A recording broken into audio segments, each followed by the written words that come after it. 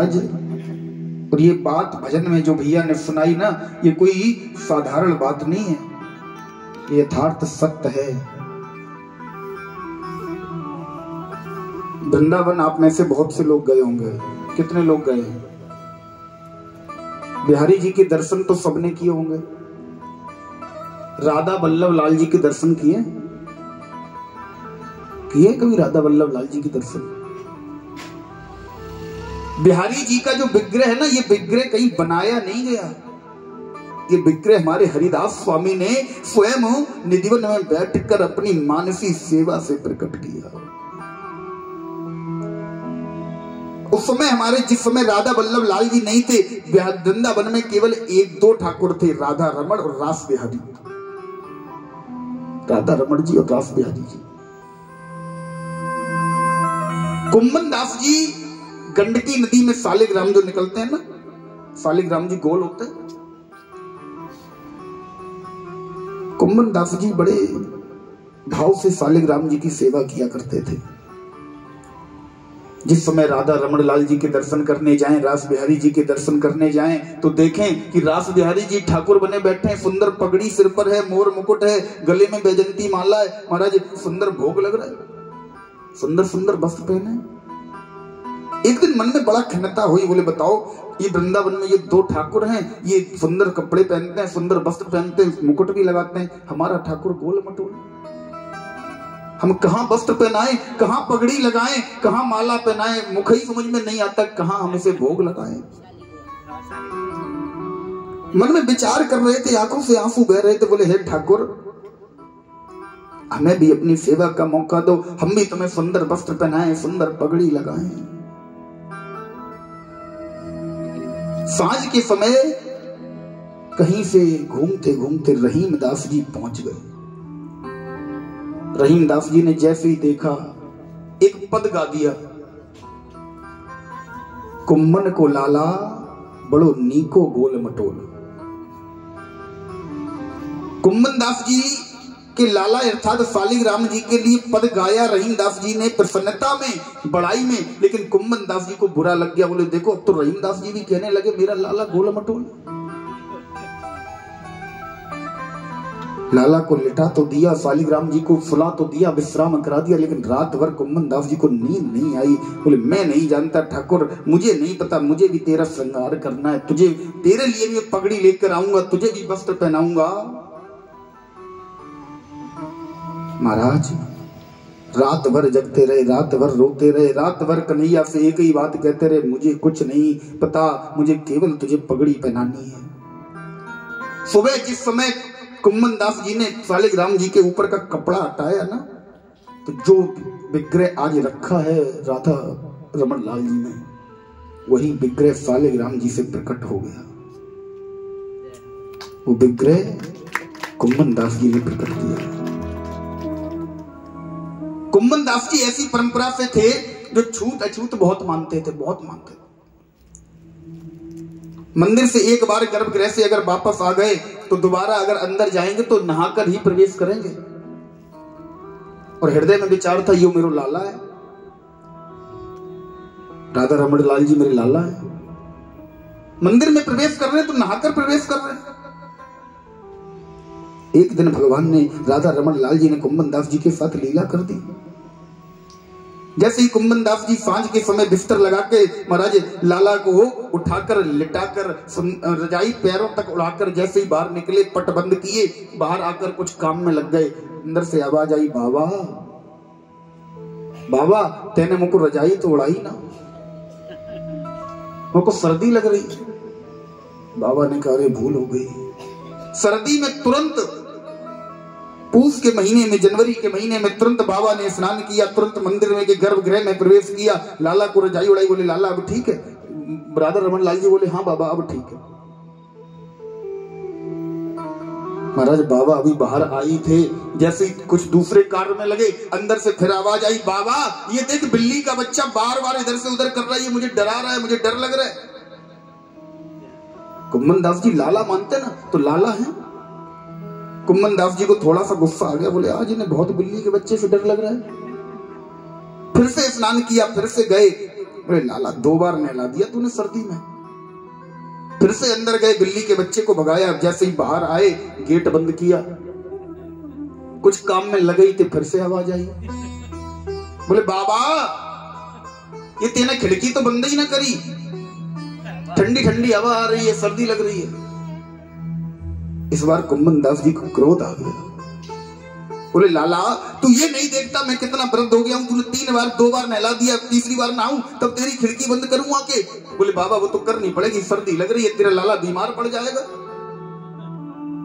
कुंभन दास जी ने स्नान किया, खिड़की बंद कर दी, वहीं बैठ गए। बोले लाला एक बात बता।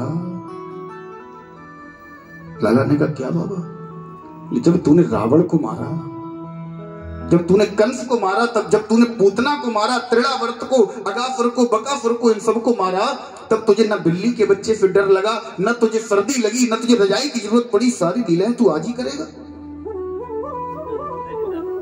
भगवान तुरंत राधा रमण लाल जी खड़े हो गए, अपने बिस्तर से छलांग लगाकर नीचे आए, बाबा से बोले बाबा या तो मुझे भगवान मान लो या मुझे लाला मान लो, एक भाव बना लो, या तो मुझे अपना भगवान बना लो, भगवान बनाओ तो धूप बत्ती लगाओ, सुंदर भोग लगाओ, बस काम खत्म, निकलो बाहर। और अगर लाला मान रहे हो तो फिर नहाने धोने का बार बार का नाटक बंद कर दो, मुझे भाव से। महाराज केवल हमारा कन्हैया भाव का भूखा है, केवल भाव। कुंभन दास जी ने बड़ा सुंदर भाव से राधा रमण लाल जी को प्रकट किया, हरिदास जी ने बिहारी जी को प्रकट किया, और बहुत सुंदर पद में भैया ने सुनाया, जो एक बार देखे। जब कभी भी जाओ ना, बिहारी जी की एक विशेषता बताऊं आपको, इस बार आप लोग जब दर्शन करने जाओ ना बिहारी जी के, तो बिहारी जी के दर्शन करके जब आप लौटोगे, ये अभी प्रैक्टिकल कर लो, आप जब बिहारी जी के दर्शन करने गए थे, कितने लोगों को याद है बिहारी जी ने कौन से रंग की पोशाक पहनी थी? कितने लोगों को याद है किसी को याद? अब तो बहुत समय हो गया। इस बार जब दर्शन करने जाओगे ना, मंदिर से बाहर आकर तुरंत ध्यान करना बिहारी जी ने कौन सी पोशाक पहनी थी, ध्यान ही नहीं रहेगा। नहीं बता सकते आप हमारे बिहारी जी ने कौन सी पोशाक पहनी, क्योंकि हमारे बिहारी जी, हमारे राधा रमण लाल की अखियों में जादू टोना, आंखों में जादू है। एक बार जो देखता है ना, वो बस देखता ही रह जाता है, देखते ही रह जाता है, पागल हो जाता है उनके लिए। महाराज बड़ा सुंदर, बहुत बड़ी कृपा है हमारे बिहारी जी की, बहुत बड़ी कृपा। आज बिहारी जी की कृपा से, माधव सरकार की कृपा से, भागवत जी की कृपा से धुंधकारी को चतुर्भुजी स्वरूप प्राप्त हो गया। भगवान ने अपना स्वरूप दे दिया, विमान भेजा, अपने विमान पर जो व्यक्ति प्रेत योनि को प्राप्त हो गया था, उसके लिए विमान आया। धुंधकारी विमान में सवार हुआ, विमान में सवार होकर धुंधकारी आज भगवान के धाम जा रहा है। कुछ लोग खड़े हो गए, बोले गोकर्ण ये तुम्हारा भाई था, तुमने हमें लगता है इसे कथा बहुत ढंग से सुनाई, हम लोगों को नहीं सुनाई। गोकर्ण जी ने कहा हमने कथा तो सबको एक साथ सुनाई। अभी यहां पर आप में से कोई खड़ा होकर ये बोले कि नहीं ये तुम्हारी बहन है, तुमने इसे कथा अच्छे से सुनाई, हम लोगों को नहीं सुनाई, तो ये भी कोई बात है? कथा तो हम सबको एक जैसे सुना रहे। अब कुछ अलग से कुछ देने वाला तो सिस्टम है नहीं कि हम चुपचाप से कुछ दे दें किसी को, कथा तो सबको एक जैसे सुना रहे। तब भी गोकर्ण जी ने सबको कथा एक जैसे सुनाई, लेकिन विमान केवल धुंधकारी के लिए आया, ऐसा क्यों? अन्य लोग भी तो कथा सुन रहे थे, सबके लिए विमान आना चाहिए था। कथा जितने लोग भी सुनते हैं सबके लिए विमान आता है। घबराना नहीं, यहाँ नहीं आएगा, यहाँ नहीं जाओगे आप ऊपर। हाँ नहीं घबरा जाओ, बोले महाराज हम कल से कथा ही नहीं सुनेंगे, पता लगा 7वें दिन विमान आ गया, सब बैठो चलो भगवान के धाम। नहीं, विमान का मतलब पता है? भागवत कल भी बताया था, भागवत का एक ही काम है क्या? बोले गा के सुने ते गुमान नफजात है, और बाके सुने ते भव सिंधु तर जात। केवल एक काम है, बोले भागवत सुनने से कुछ नहीं होता, केवल भागवत का ये प्रभाव है कि भागवत हमें स्वयं को भगवत चिंतन प्रदान कर देती है। भागवत हमें स्वयं को, भागवत सुनने के बाद सबके जीवन में एक विमान आता है, अगर ढंग से सुनी है तो। विमान कौन सा है? विमान का अर्थ क्या है? व्याकरण से संधि विच्छेद करते हैं विमान शब्द का, तो विगति मानः, विगति मानः यश सा विमाना, बोले विगति माने कम होना, घटना, मान, मान माने अभिमान, घमंड। अगर भागवत सुनने के बाद भी आपके अंदर अभिमान है तो भागवत सुनने का कोई फायदा नहीं है। विमान सबके लिए आएगा, उस विमान का अर्थ समझना चाहिए। विमान है क्या? बोले विगति माना यश सा विमाना। जिस मान भागवत सुनने से सबका अगर अभिमान घट जाए तो समझ लेना मेरे लिए विमान आ गया। अब अभिमान घटेगा कब? बोले कथा सुनने का तरीका होना चाहिए। कथा सुनने में कौन सा तरीका?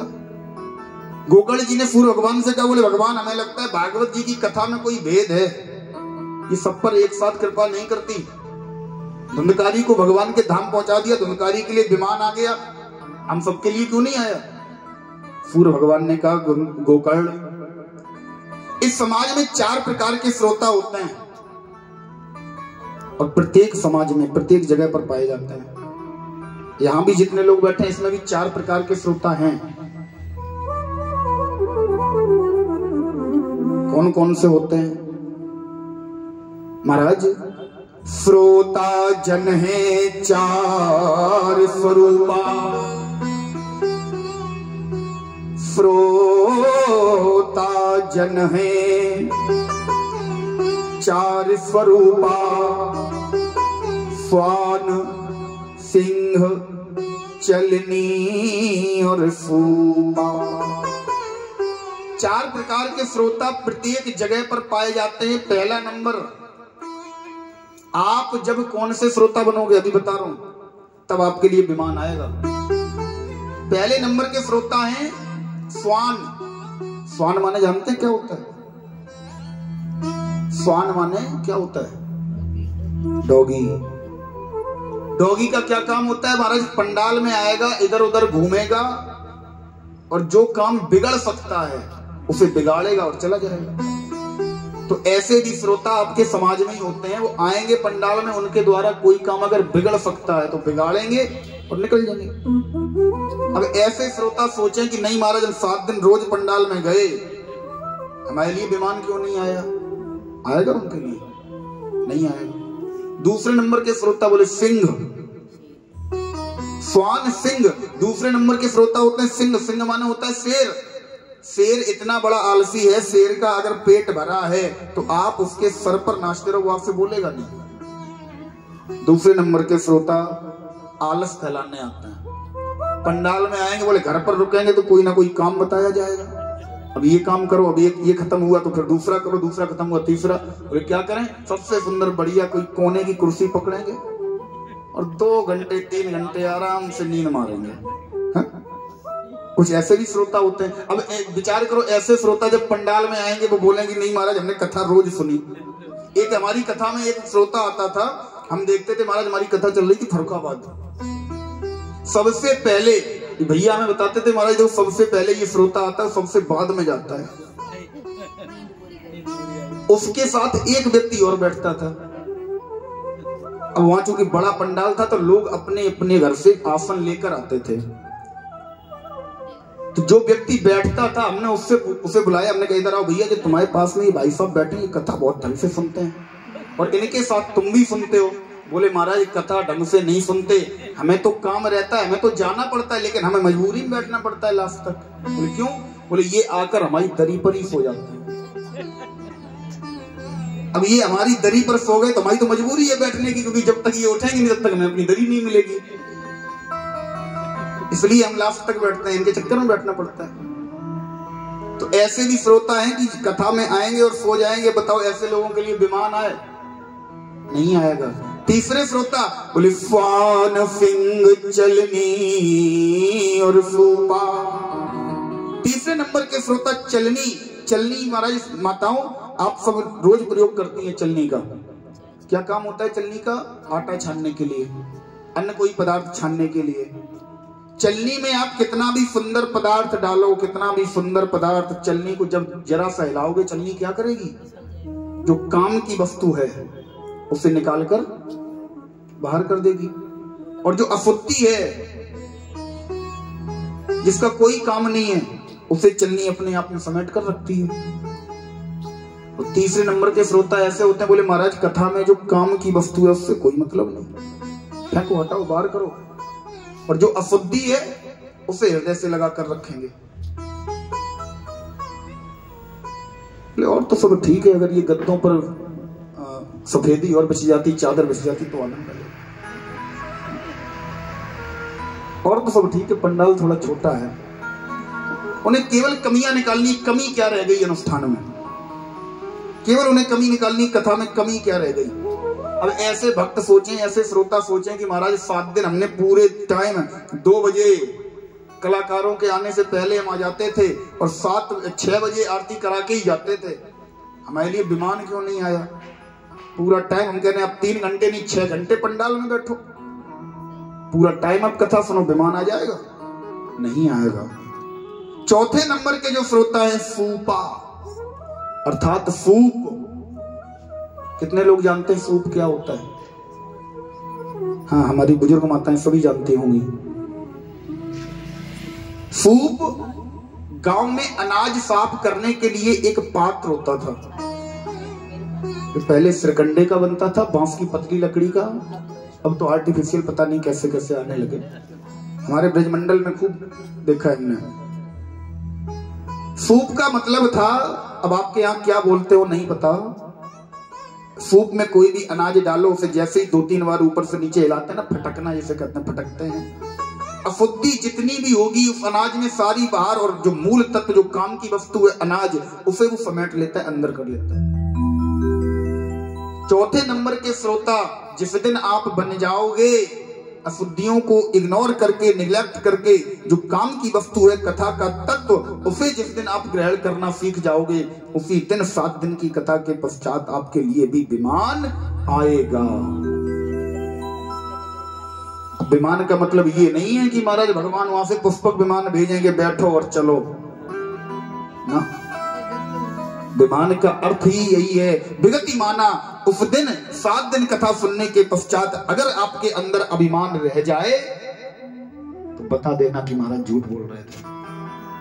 लेकिन शर्त यही है, कथा सुनने का नियम यही है कि कथा आपको सुननी कैसे चाहिए? बोले चौथे नंबर के श्रोता बनकर। जिस दिन चौथे नंबर के श्रोता बन जाओगे, और यहाँ जितने भी बैठे हैं सब चौथे नंबर वाले ही श्रोता हैं। हम देख रहे हैं महाराज कथा सुनने, हम देखो कथावाचक की नजर गिद्ध की नजर होती है। और कहीं भी जाना, कितना भी बड़ा पंडाल क्यों ना लगाओ, एक एक श्रोता पर नजर होती है, कौन क्या कर रहा है। आप बात कर रहे हो, कथा सुन रहे हो, फोन चला रहे हो, उधर उधर देख रहे हो, सब पता रहता है, सब कोई बच नहीं सकता। हमारे मंच पर बैठे हुए कलाकार वही नहीं बच सकते, एक एक व्यक्ति पर नजर रहती है। और समझने में भी देर नहीं लगती कि श्रोता हैं कैसे। इसलिए आप सभी सूप वाले श्रोता हो। तो ऐसे ही 4 दिन 5 दिन की कथा, जो अब भागवत जी की कथा शुरू होगी, अभी तक महात्मा की कथा चल रही थी, उस कथा को अगर आपने ढंग से सुन लिया तो निश्चित तौर पर आपके लिए भी विमान आएगा। कथा का समय 2:30 बजे से 5:30 बजे तक का रखा गया है।